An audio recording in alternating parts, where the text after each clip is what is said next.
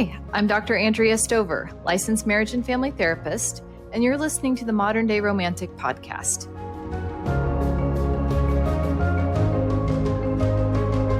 Hi, everyone. Welcome to today's episode.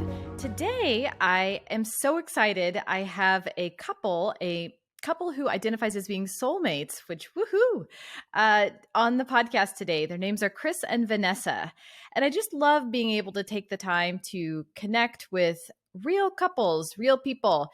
Sometimes I can kind of get lost in theory land and talk a lot about ideas and experiences, of course, but I think nothing brings it more to life than to hear, the stories of real people, real couples. So without further ado, here is my interview with Chris and Vanessa. All right. Well, Chris and Vanessa, thank you so much for coming on the show today. I'd like to start just by hearing a little bit about the story, how you two came to be. Tell us about the beginning of the relationship. Yeah, well, ladies first. Yeah. So it's pretty crazy. One day, I believe it was in August, my dad asked me what I wanted for Christmas. And I said, well, Dad, you can't give me what I want for Christmas, And he's like, yes, I can. What do you want? What do you want? And so I said, well, I want a husband because I was, 20? It's 11 years ago. 27? Yeah. I think I was 27 and I was just ready to settle down. Like I had my career, I had everything that I wanted, and I just really wanted to share that with somebody. And my dad's like, oh, don't worry about it. I can make that happen. And lo and behold, in September, my dad was opening up a business and he wanted me to be a part of it because he was opening up a couple of chains. And he said, I have this guy here. His name is Chris, and he's helping me with all the tech and whatnot. He's like, what do you think about him? And I'm like, I don't know, Dad. Like, I'm in the work zone right now, even though I didn't ask for us. I was like in work zone.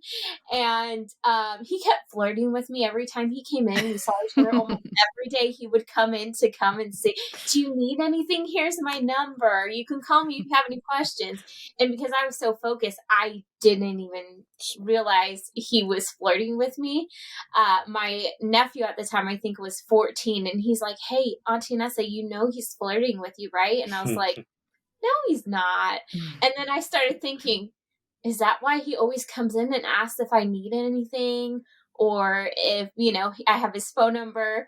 And so, that's how we met. And in November, I believe, we actually started to see each other and to date because I had prayed about it a lot. And I said, Lord, I don't want to date around. I just want the next man to come in my life that's going to be my husband because, I'm not of the dating world. I don't, I'm just like, I know what I want and that's it. I won't settle for less. And he came around and, we started to get to know each other a little bit. We went on some dates. The first date was epic. Oh. Let me say. So what I will say is like I knew right away. So she was not interested in the beginning at all because she had such tunnel vision for what she was doing. So like I really had to work to like try to even get a first date. And I had been close with her dad before I got close with her and met her really even.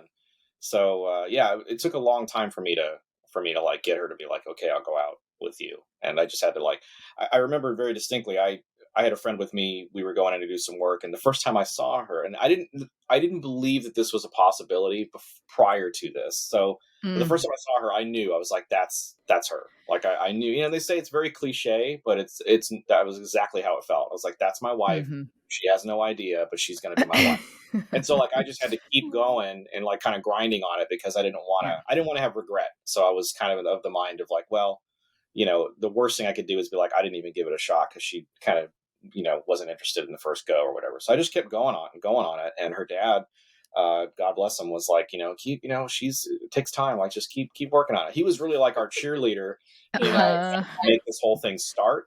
And then, we went on that first date. And then from there, it was just like, it didn't stop. It was just like nonstop at that point. So That's so interesting, that I think, Chris, for you to have that experience, that love at first sight, that Mm. instant recognition, can you talk a little bit more just about like the internal experience of that? Like what, Mm. meaning Yeah. like, did it shift you in some way? Do you feel so confident in that as you're pursuing her, you're still like, nope, this is going to work out. I know it is. Or is there still kind of that, oh no, what if she doesn't feel the same Oh way? yeah, Or, no, absolutely. Yeah, I was rocked for sure. I was rocked mm, in the best mm, possible way. So I was mm-hmm. definitely rocked, and like I was going back and forth with those internal thoughts, like, well, maybe she's just a 20 out of 10 smoke show, and I just like it's so girl that's just gonna come out of my life, come in and out of my life real quick, and it's gonna be oh, that would have been cool kind of scenario. So like I had thought about that because I've always been kind of like a glass half empty kind of guy, and she's sort of a glass half full kind of girl. So like that's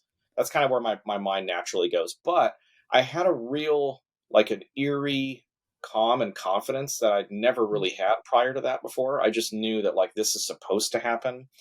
Mm-hmm. This is supposed to be my wife. And so like I just kind of I had to lean into that as much as I could and just think like, okay, I'm going to keep pursuing, not creepily, but just keep, Yeah. just keep pursuing, Keep just at keep it. showing her that I like, I'm around, I'm here. And like, Yeah.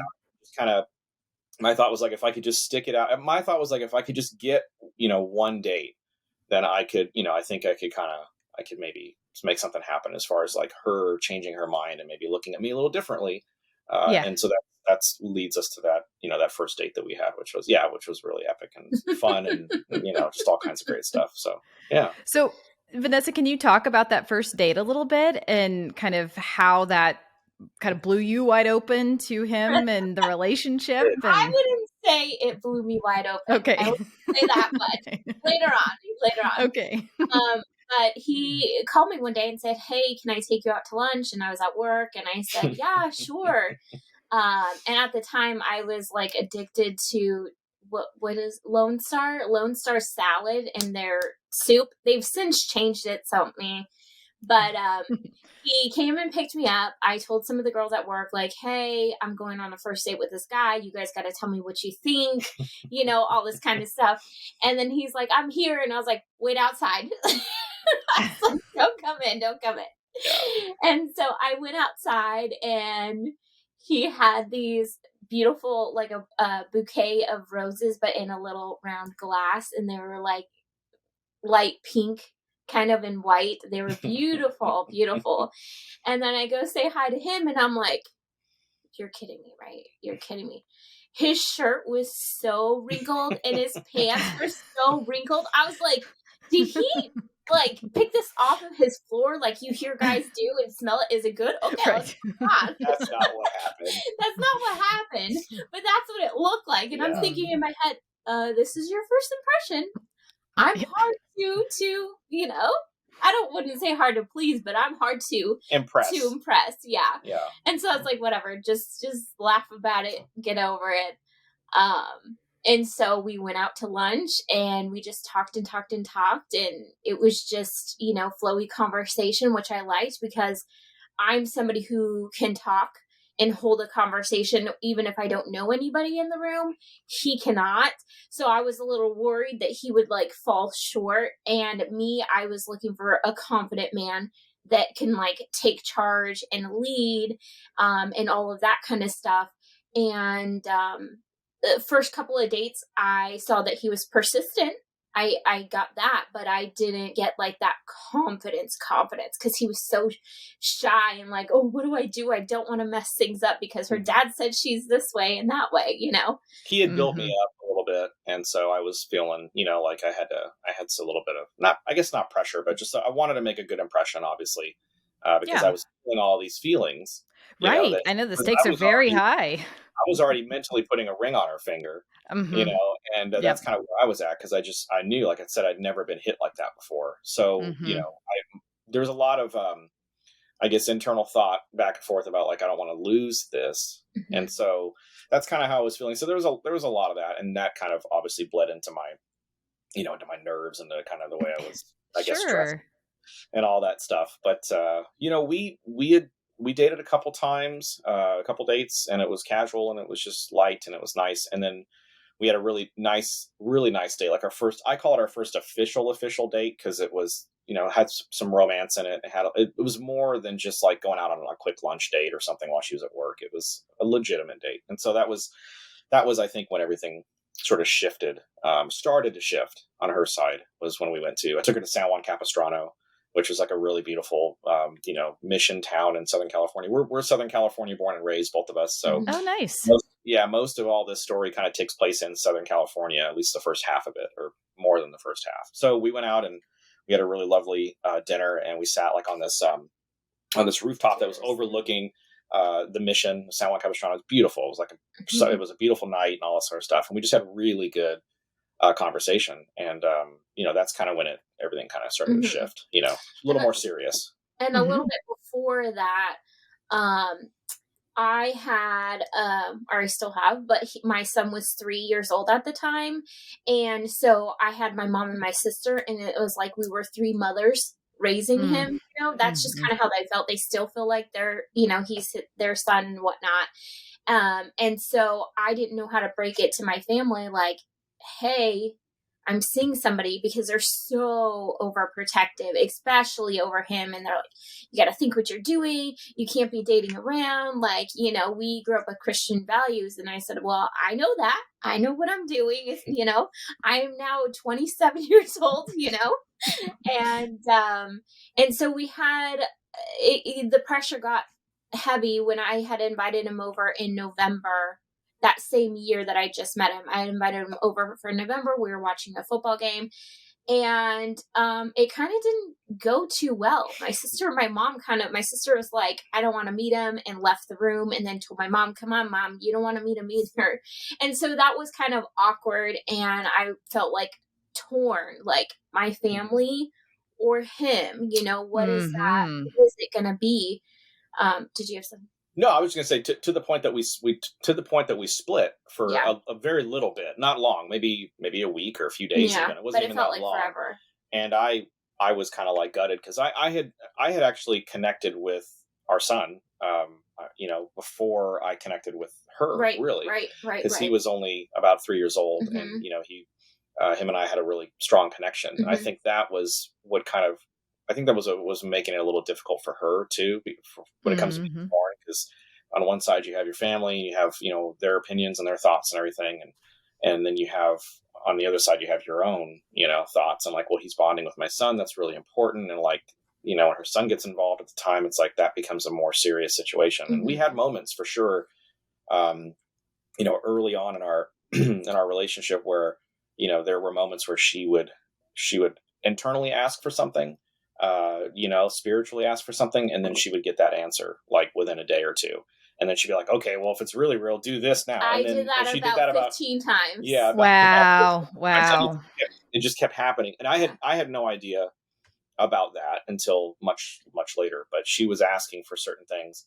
If it's really real, do this. And it would happen like that. And so, it was just sort of one of those things where you have to, I guess, listen to that as opposed to anything else, when you get to a certain point. And that's kind of how it worked for us in the early part of it. Yeah. So.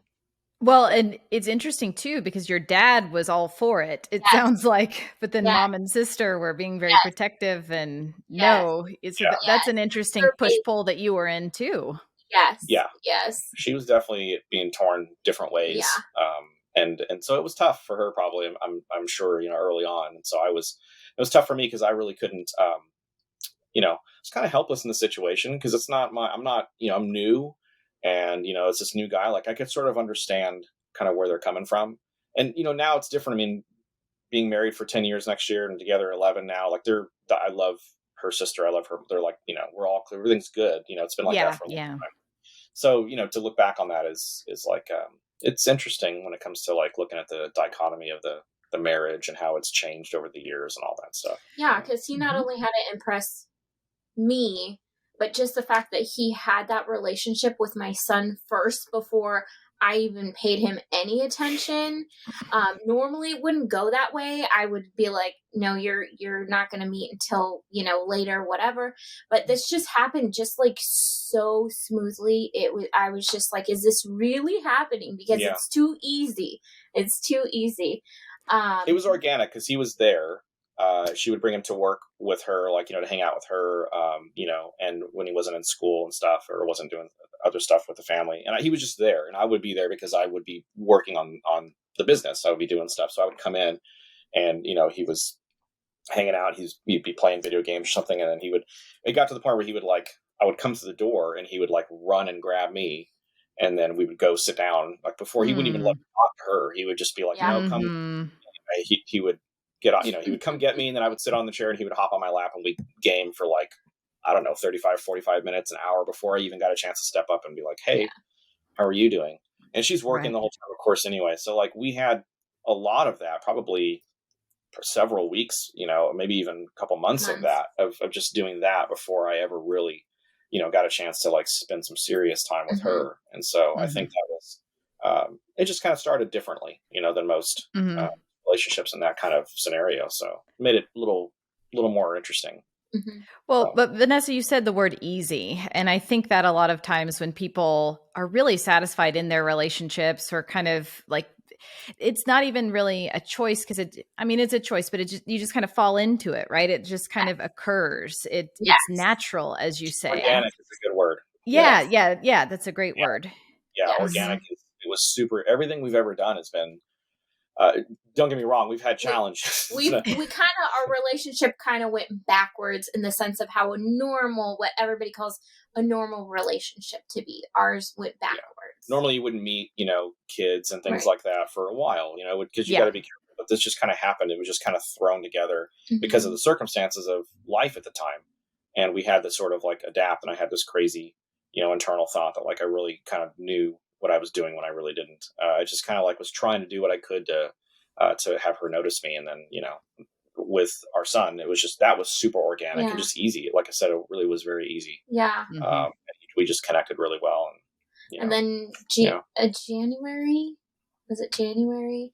Yeah, January, he moved into a new place. Was it January or February? Yeah, I was in the middle of, I was out. It was in the middle of getting my own place and kind of like trying to find a new spot. And just like everything else, I was looking for, I didn't tell her this at the time, but I was looking for a place with the idea that they would move in. Like I was like, I've always been like ahead on like where I want the relationship to go. And so like, I was like, hey, I'm not going to get like a bachelor pad or like a studio. I'm going to get one that's got like a couple bedrooms or a full bedroom or something like that. And that's what I did. And I would show her stuff. He would take me with him. I would take her with me. I was surprised. I was like, why are you bringing me? Yeah. And then she kind of got the idea. And then we were just hanging out one night, and we were at the new place, and we're laying in bed. And he didn't have a bed or anything, so I brought a blow up mattress, and she did everything that he would need.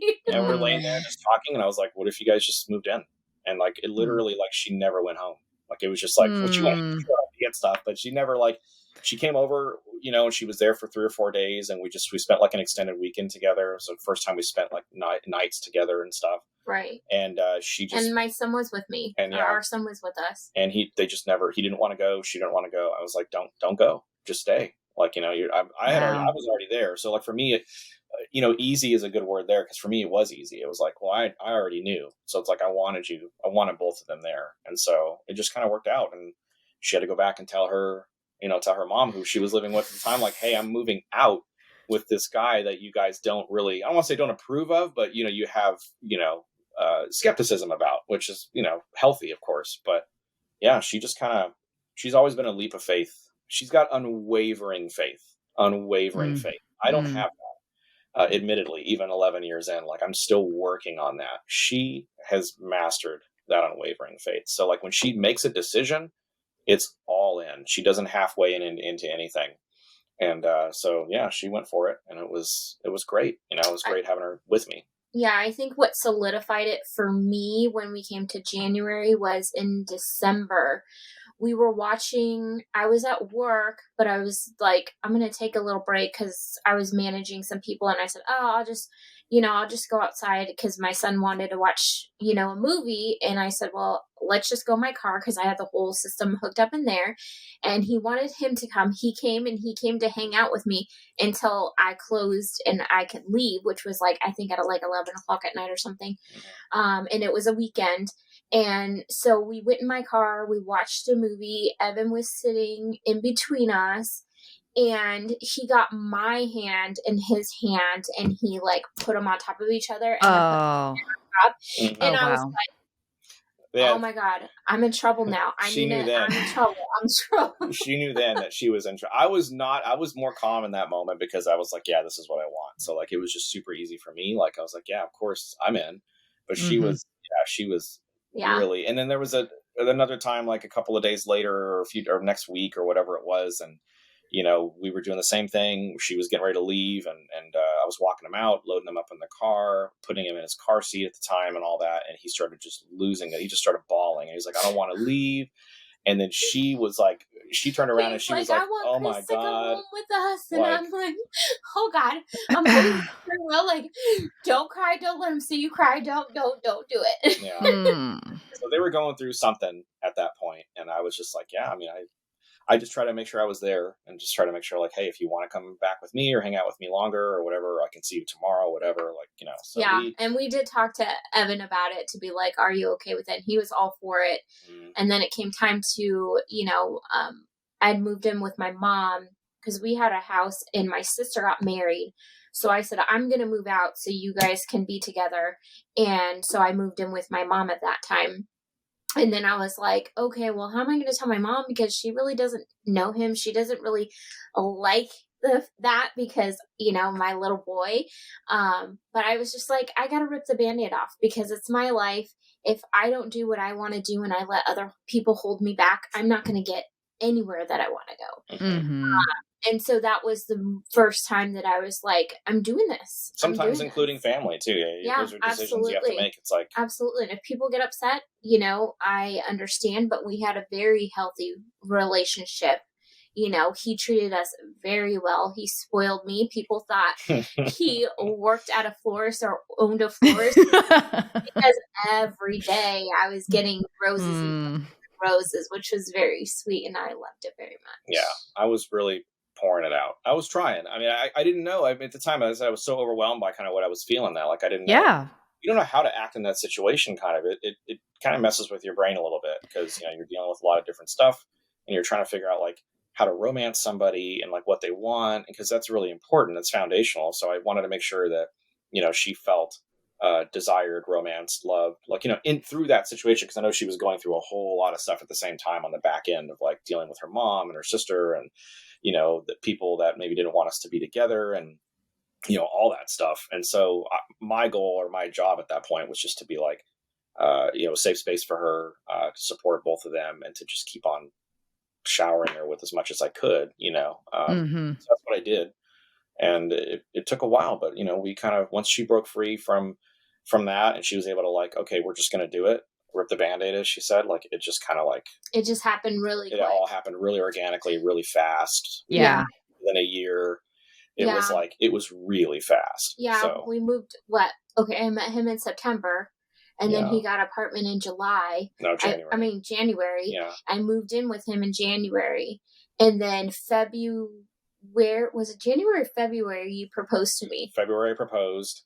Without a ring, which was fine. I didn't have one yet. I was like, shocked because I said, I will never marry a man that does not have a ring ready. She's big on rings. I think I've made up for that in spades at this point. But yeah, I didn't have, a lot of it is just like promises that I knew that I would have to fulfill, at some point. Like I had every intention of it, but I really was in love with, I was in love with her. So like, I wanted to marry her. And so yeah, we ended up getting married. Her dad is a pastor. He married us on a beach at Crystal Cove in Southern California. We had just my parents there.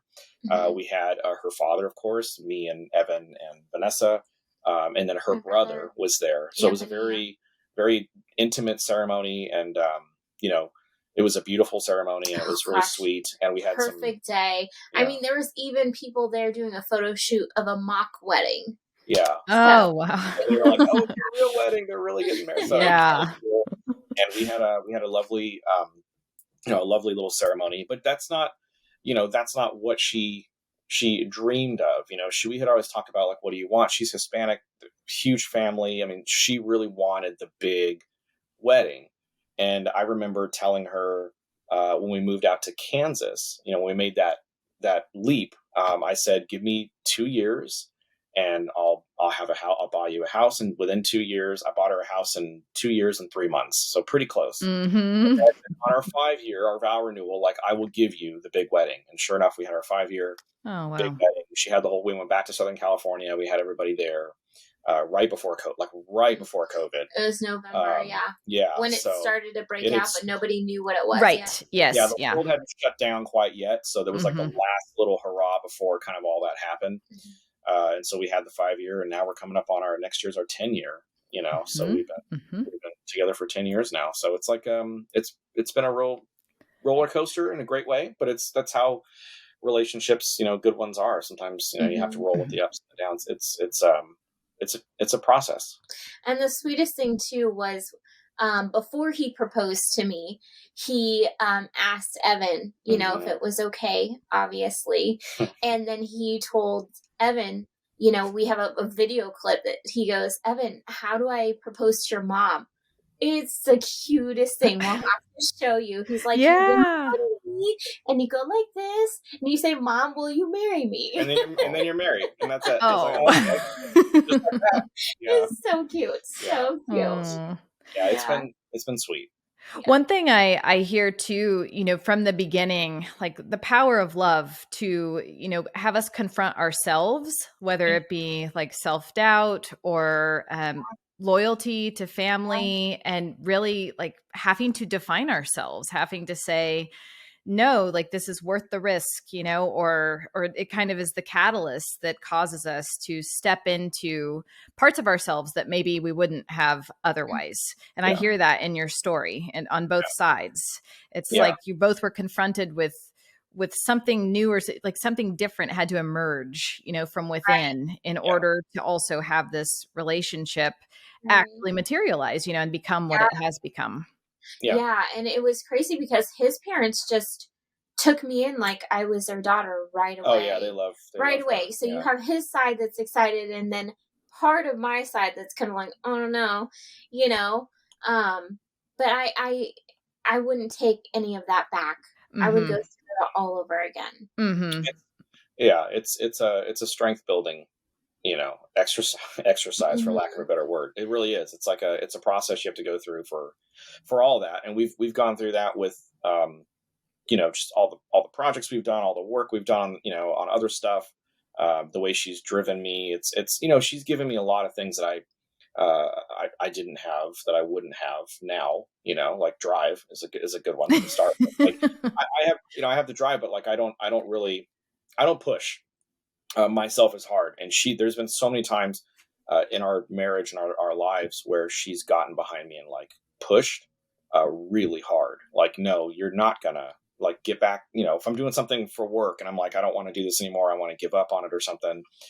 She's like, no, get back down there and get back to work. Like she'll push real hard. She's like, you started it, you made a commitment, like you're going to do it, kind of thing. And that's for guys, I think that's it depends how you look at it. So you could be really like, that can make you angry, or you could just be like, no, that could be motivation. That's like, this is a person in the world that like, I don't want to let down, and she's pushing. And right, she has the key to unlock you, and maybe no one, in a way no one else can or could. Oh, yeah, certainly. Yeah, that's a great way to say it. Yeah, she really does. And so like I've gone through a lot and project stuff that we've done and everything, and it's I've been crucified in media, and I've been like, there's been a lot of crazy stuff with what I've done. It's like where I've gotten into some really dark spots, where I'm like, I just don't want to do this anymore. Like I want to just go back to regular 9 to 5. And then she was like, no, you're not. Like we're going to go, like we come this far, we've made sacrifices. She's like, we got a kid up there who's like looking at everything you do. Like, let's make sure that, so like for her to remind me of that stuff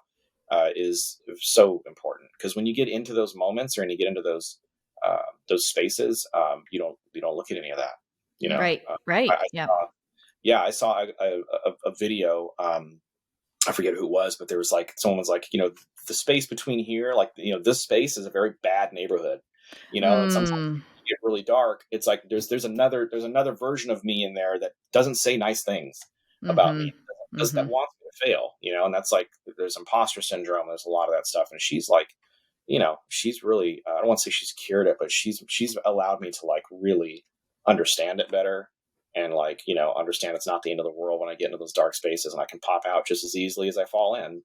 Yeah. And, so she's, again, it's that unwavering faith that's really kept our marriage like, afloat in a lot of hard times when I've been like really struggling. So, she's given me a lot more. The love has evolved over the years into something that I never imagined I dreamed of, but I never, like, you just never imagine it because of the skepticism and stuff. The glass half empty. Yeah. I think it's a good example too of kind of, so, okay, we have this wonderful love story, really. I mean, with challenge, right? But okay, the happily ever after begins, like we're together, and there's life beyond that. And that's so often how I believe anyways, like media, movies, stories kind of let us down because they don't show us anything after.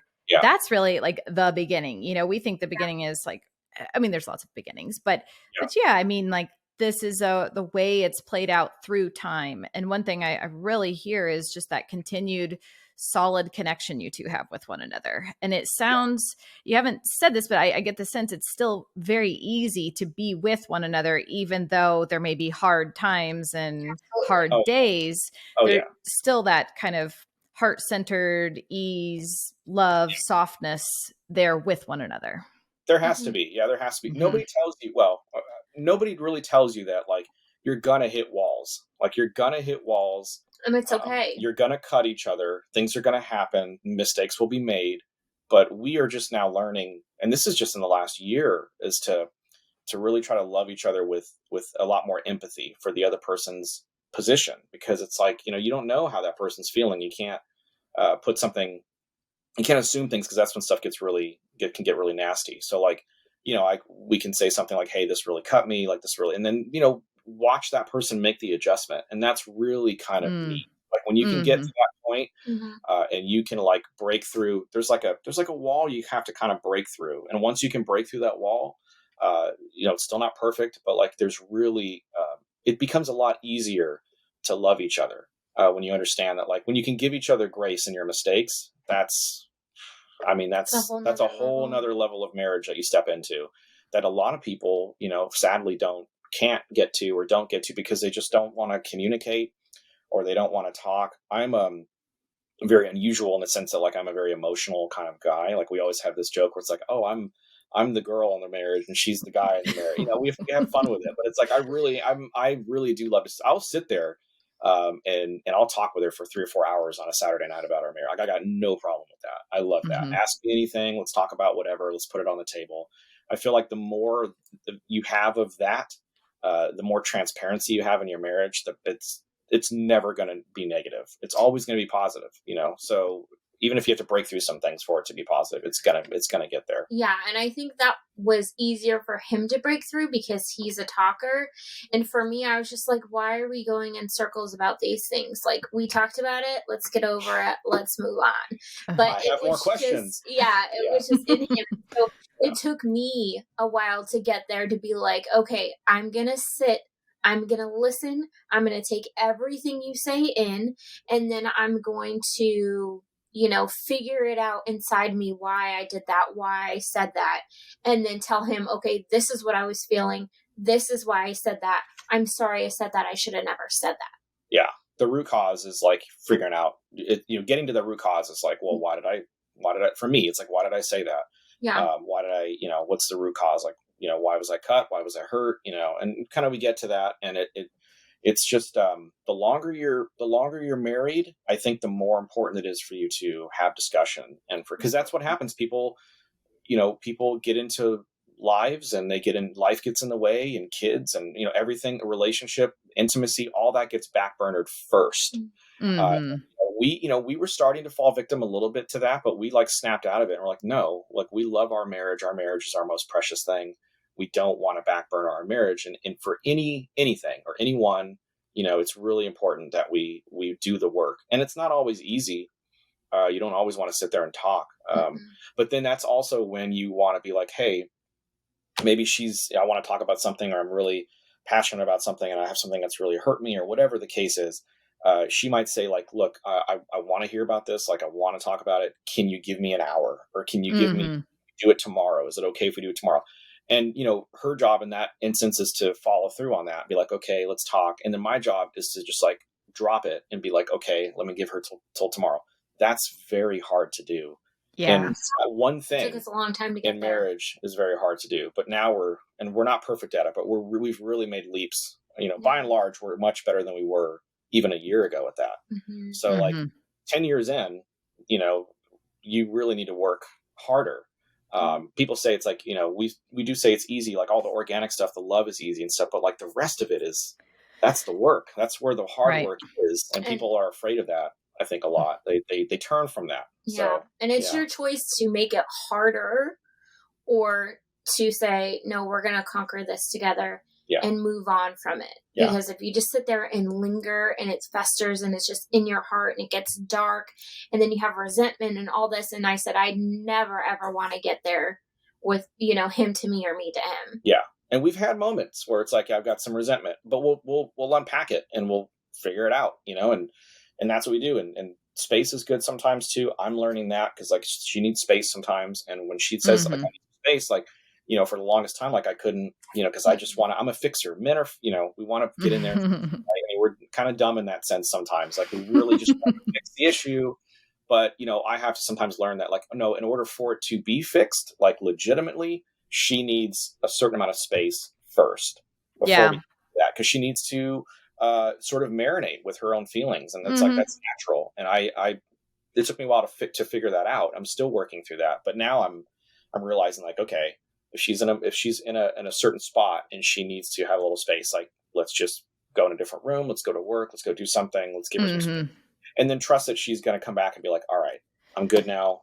Let's talk about it. This really hurt me. This is why, and then ... And it just keeps going like that. So, well, there's again another opportunity to self-define in the relationship too. Cause I think sometimes couples also don't, it's like you almost collapse your individual identities and can function as one unit sometimes, but sometimes it also is like, wait a second, the self is going to be like, I want to do something a little different, or I need something different right now. And then what does that activate, when you start to like pull away or just say, maybe I want to do this a little different. It can be anxiety producing, but it's also the work of how do we be two individuals and in this thing called a relationship and not have to collapse our identities, but also not be too separate too. So it's that dynamic dance that's, I think, ongoing in a relationship. So difficult. It's so underappreciated couples that can do that. It really is something. There are some couples that can it's just organic and it's super easy, and that's awesome when you're ahead of the game like that. But for most couples, doing what you're talking about, it really does take time and it takes a lot of work. And you do lose yourself. And I always tell people like, don't be afraid to, because talking as someone who was afraid or, and sometimes still has issues with it, like to attach my identity so deeply to, my marriage and not really have my own identity is tough. And I know she feels the same way. She struggled with certain things too. Like, we're just sort of, we're sacrificing, so to speak, like we're kind of like taking one for the team, and then you take another one for the team. And then before you know, it's like, oh damn, there's 12, 13, 14 you've taken for the team. How many times do I got to take it for the team? Let's regroup because right. It becomes unfair. And that's, and it becomes selfish on the part of the person who's just allowing the other person to take it. It's like, no, let's figure out kind of what's going on.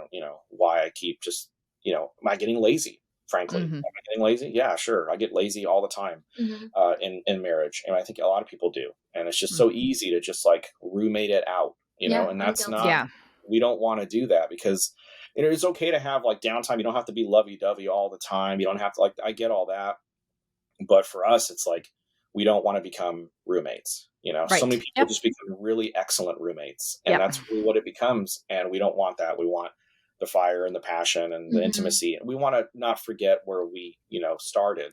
Exactly. That's what I was thinking too. Yeah. People do. They forget. And we joke about it all the time. It's like, it feels like another life when we first met. It's so, when you look at 10 years in reverse, it's like, man, all those memories and all those, it's like, everything we went through was just crazy. The building. I mean, there was a time where me and Chris both didn't have jobs, and we found out he had a heart condition, which I knew he did because I could hear it when I lay my head on his chest. But doctors were just like, no, no, no. And then he went to go get anxiety medicine. I've had migraines for as far as long as I can remember, and they were going to give me a new migraine medication, and this was just out of the blue one day. But they had to do an EKG as a preventative because they wanted to.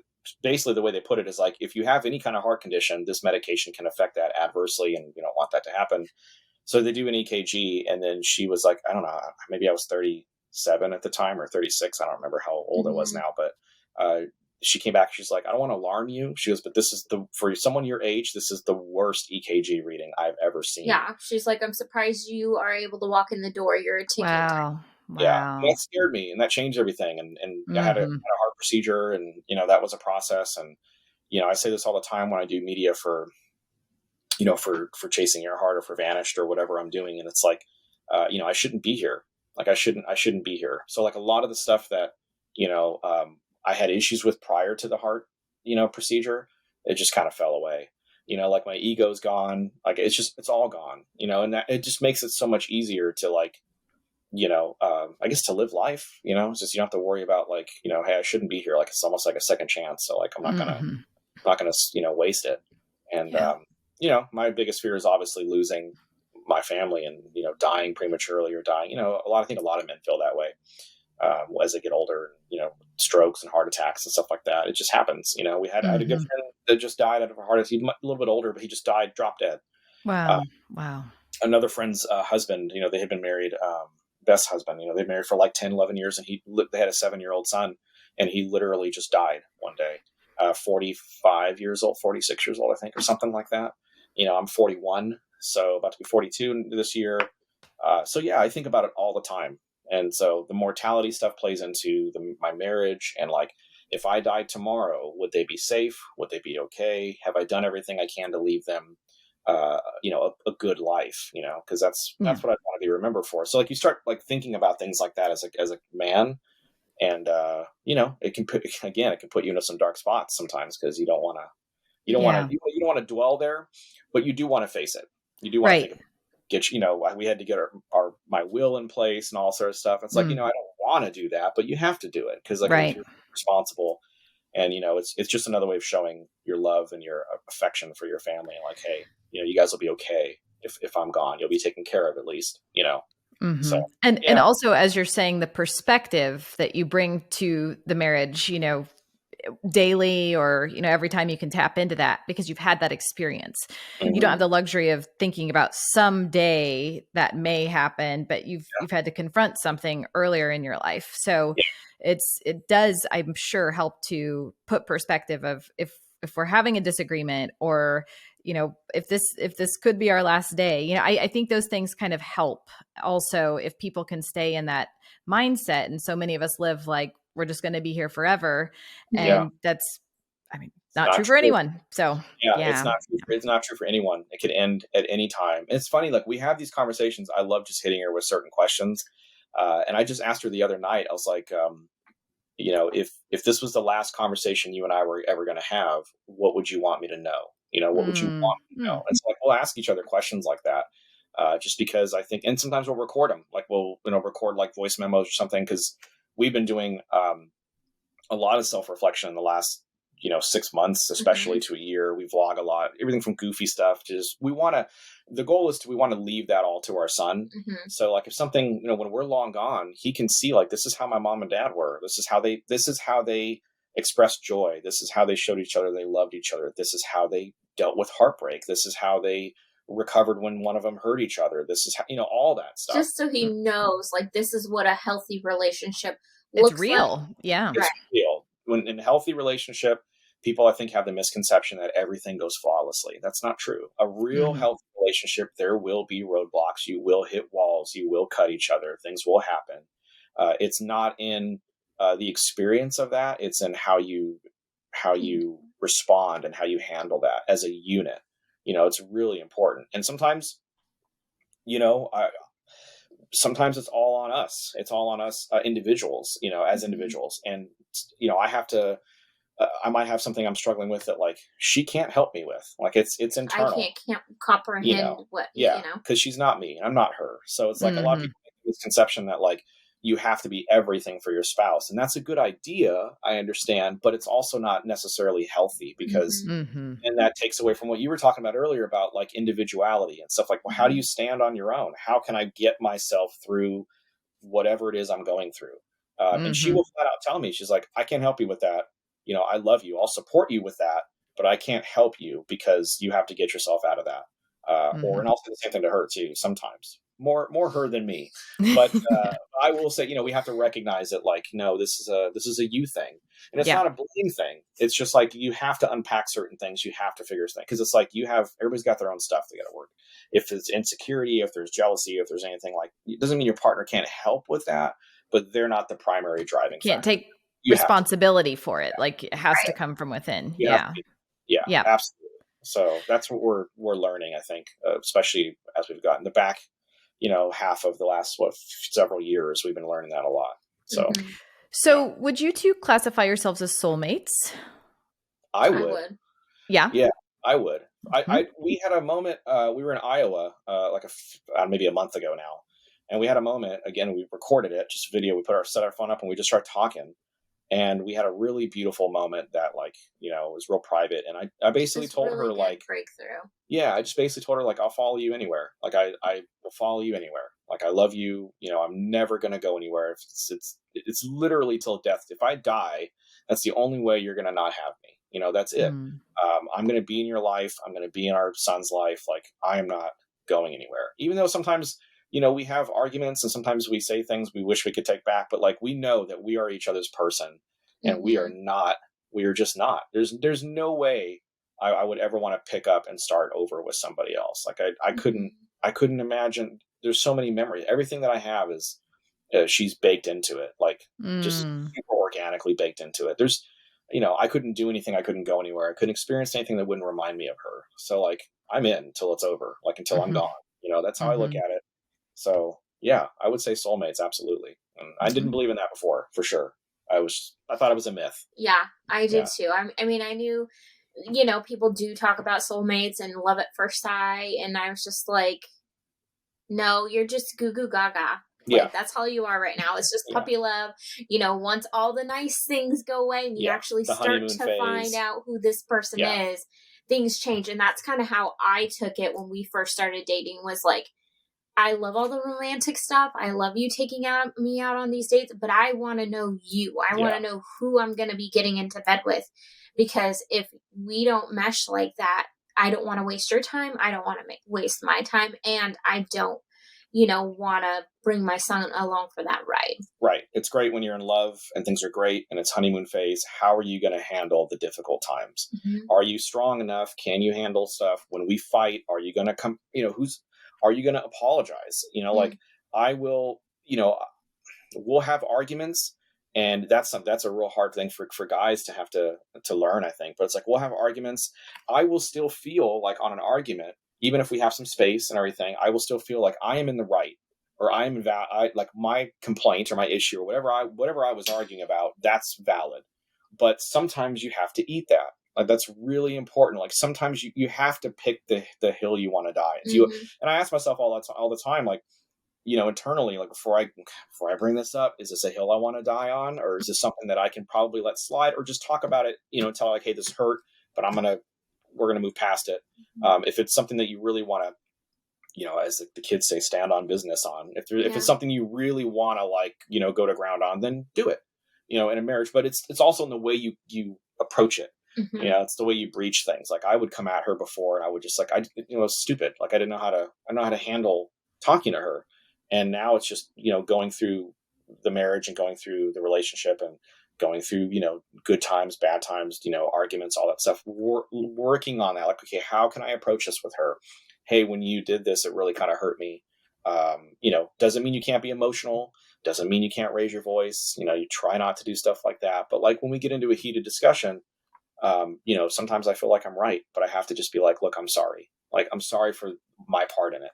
And, the most important part of that is don't expect that other person to say, I'm sorry back. Because sometimes they won't. And it's not about that validation. It's about like, look, it's about showing that the person that like, look, I can eat this, I can apologize, even though I feel like I have valid points or whatever. And I'm sure she's done the same thing many, many, many times too. Yeah. I mean, what they say is true. Pick your battles. Yeah. Mm-hmm. You have to pick your battles every single day. It's not just pick your battles when you want to. It's every single day, everything you do, every action you make. And, I grew up with parents with this solid foundation. And so I kind of use theirs to kind of mimic ours. And, it really is just pick your battles. I mean, now I am so obsessed with him. Like, we cannot like be apart for more than a couple of seconds. We want to spend every single day together, do everything together. Of course, there are times where we want to be apart. But we just love spending time with each other and being with each other. And like me, I can just sit on the phone with him and just have him on the phone and not say anything. Like I'm doing some working and he's working, whatever. Together. And that for him, he's like, well, if you don't have anything to say, why don't we just get off the phone? I said, well, you don't understand. It's just, I want you, comfort. I want you there. Yeah. It's comfort. Yeah. We'll be on laptops together in bed and we'll be doing our own projects and all that stuff. But I mean, I think like to her point, it's the individuality, like we've been talking about a little bit today. Having that individuality and the ability to have that space and do your own thing and everything does make you miss that person more. It's like, it makes you appreciate, I can't wait to get home to her. I can't wait to see her. Or, it makes you appreciate that a lot more, when you have that time apart, when you're, got to go to work for the day or you're doing projects or you're just, you're tunnel visioned on something. And she gets like that. When she throws herself into a project, she's like, really focused on that. And so I need to learn to like, not break that focus. But it also helps a lot because we get to come back together and she's happy to see me. And that's always a great thing for a man, for your wife to be like, oh, I miss you. I love that. So, and what's great is like, I always tell him, he says he's half empty and I say I'm half full.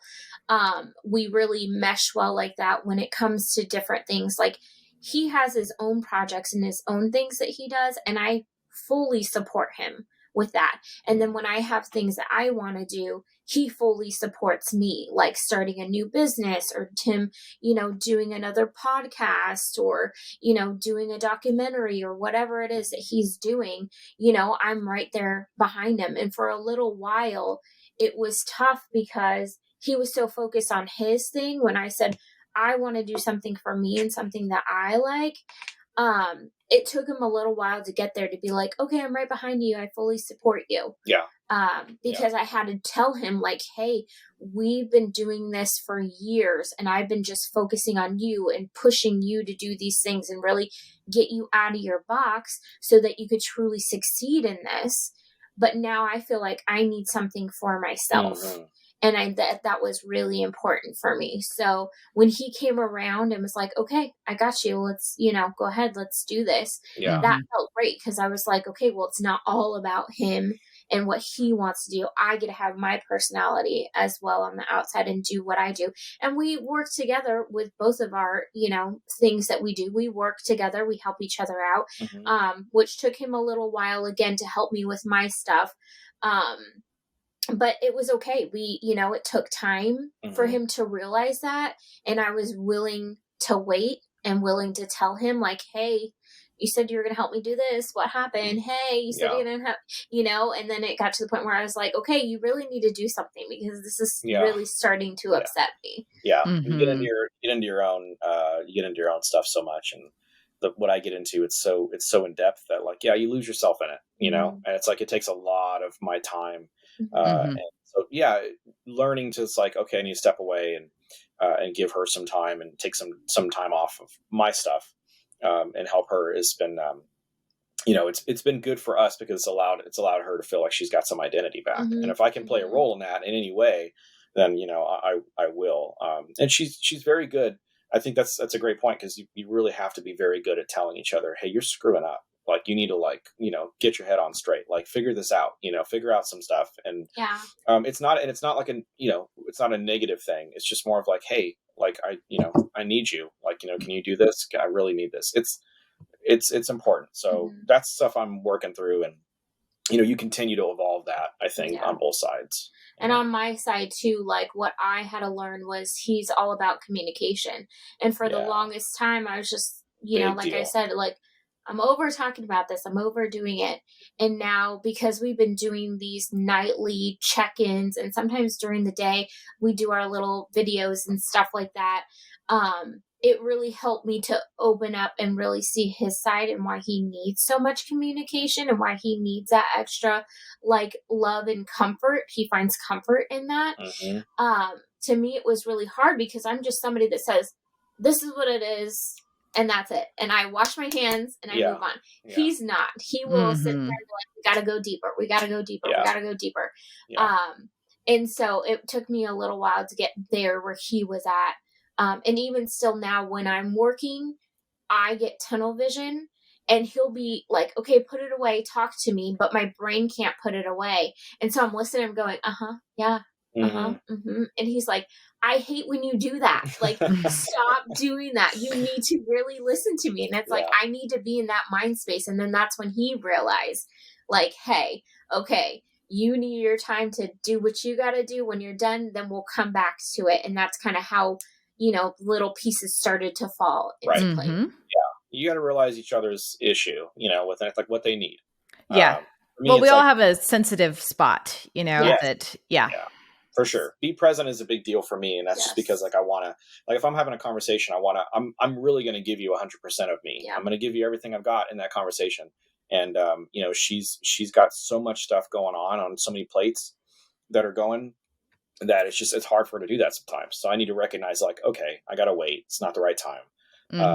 This can wait, and, but it's quid pro quo in a way, because she's got to remember like, okay, he did want to talk to me about, whatever it was. So let's make some time tonight before we go to bed. Let's take 20 minutes and talk or whatever, or 15 minutes or, whatever it is. And, that's what we're doing. We're just trying to go through that process and just keep that communication like flowing. That's the one thing I would say is like, just keep talking. Like the talking it's easy when it's easy. It's easy when it's light but it's like when it becomes work is when people skip out and they don't want to do it anymore. It's like, well, I don't want to talk about this topic anymore. It's like, well, I do, I'm not done with it.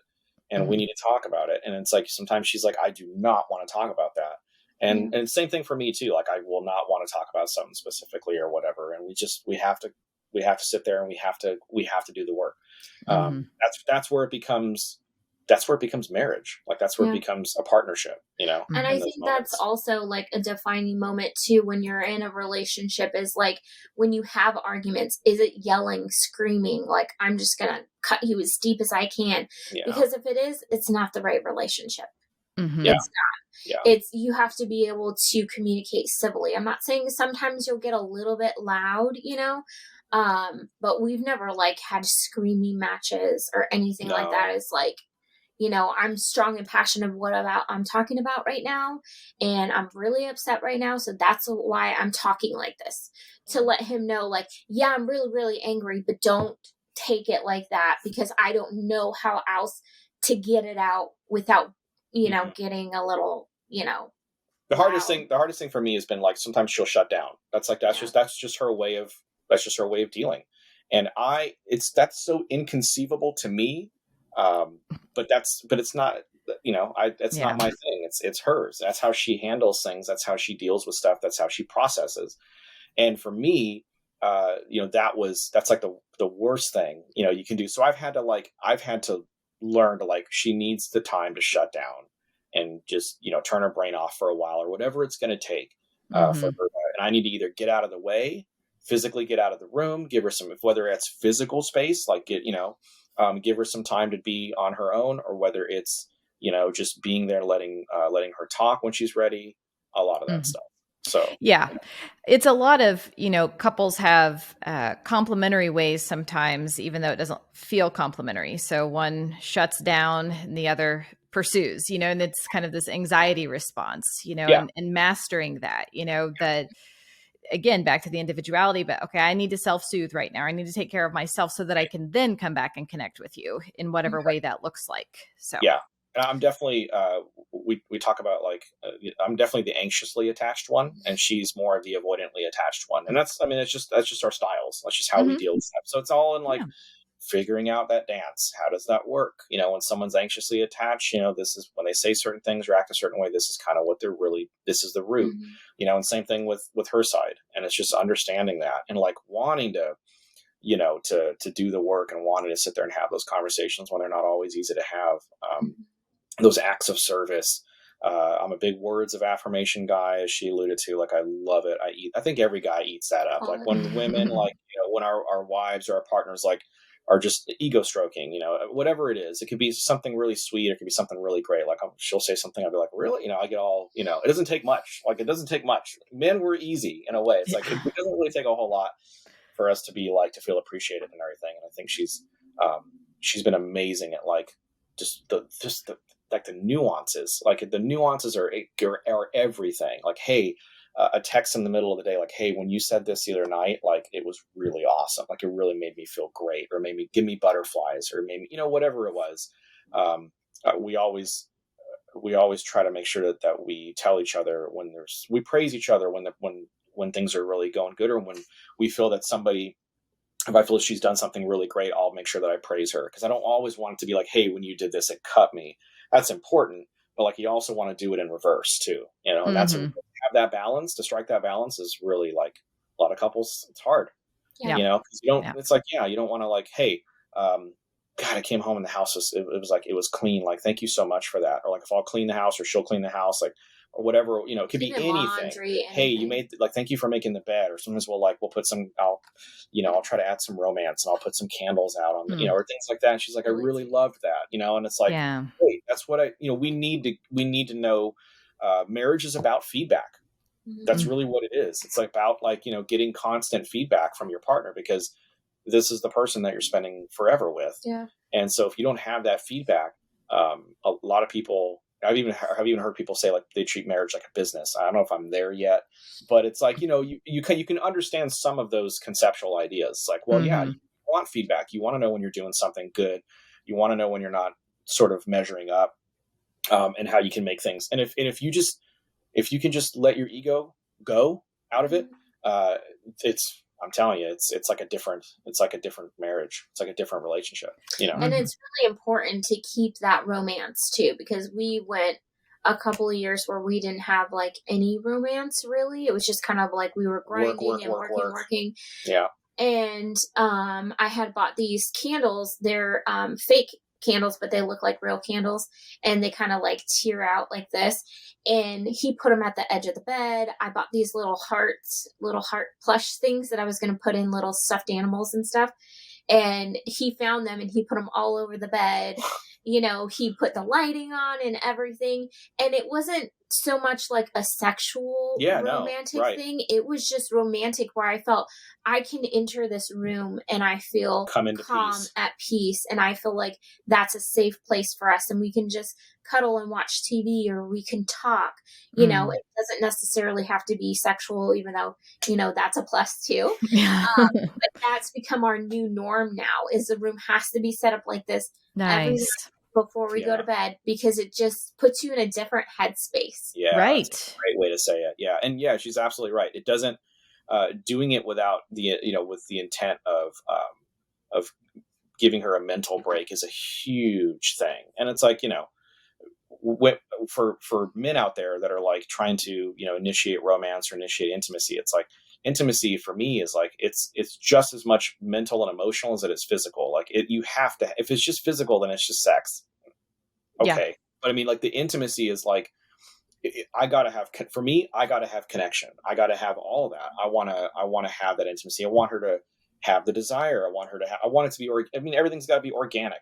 And people talk about like, oh, you have to schedule intimacy. It's like, okay, well, if you have to do that, then you got to do like, that's work. That's marriage. That's part of it. Like, sometimes life gets in the way. And as I said earlier, the first thing to go is the intimacy typically, because, who has time for that? Right. Well, you have to make time for that. It might not always be something you want to do, not in a bad way, but just like, oh, man, I just want to. Yeah, it's too much work. I'm tired tonight.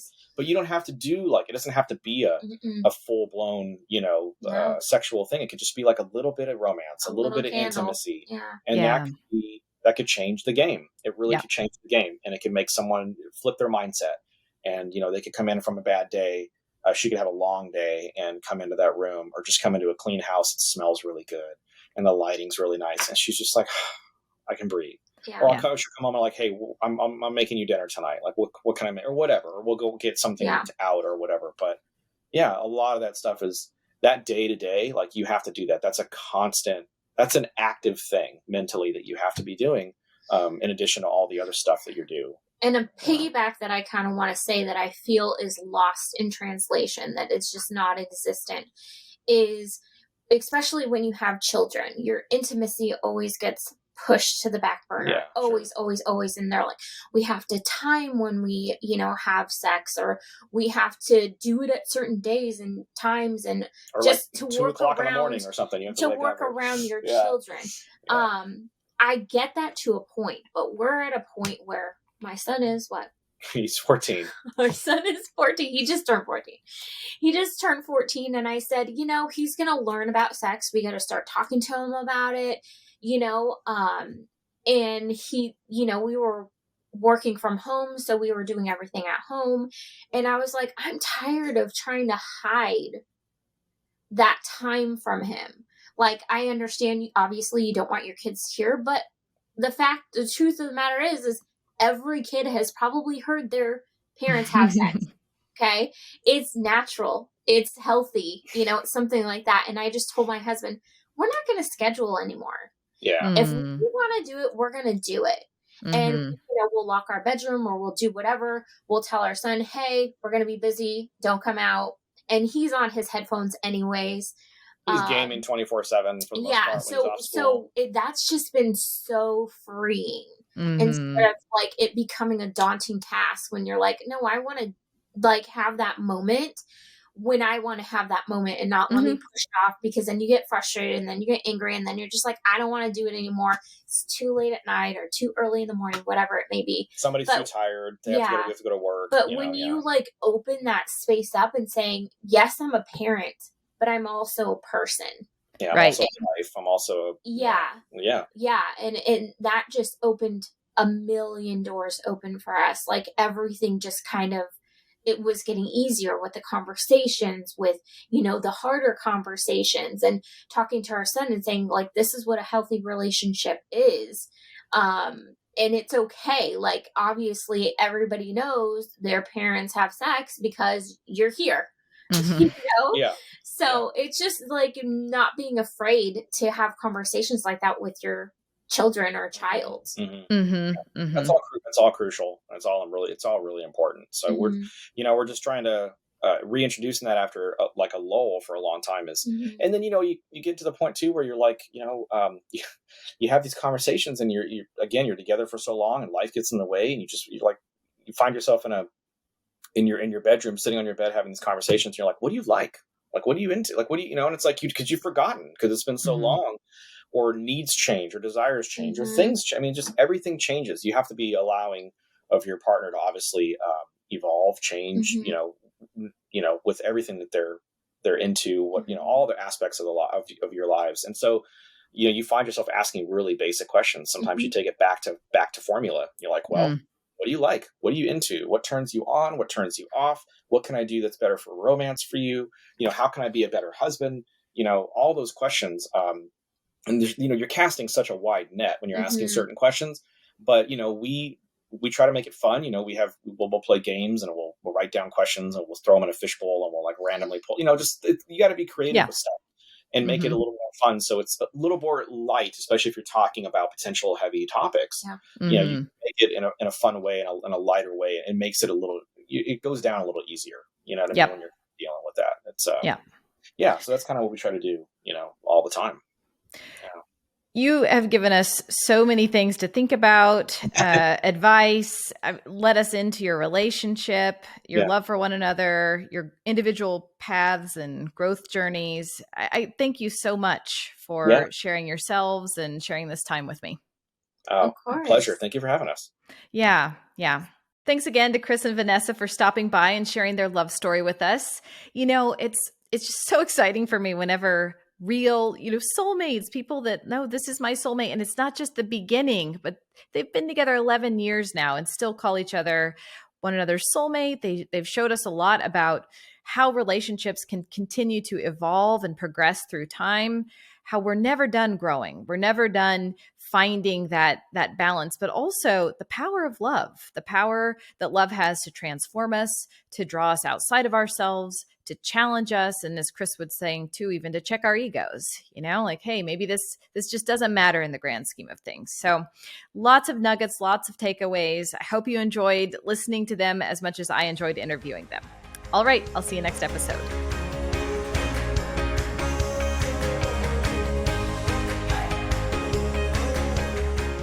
Thanks so much for tuning in to today's episode. If you're interested in learning about ways to work with me, head over to my website, themoderndayromantic.com. From there, you'll be able to contact me and learn a bit more about the customized intensives and retreats I offer both individuals and couples. Thanks so much for your support, and I'll see you next episode.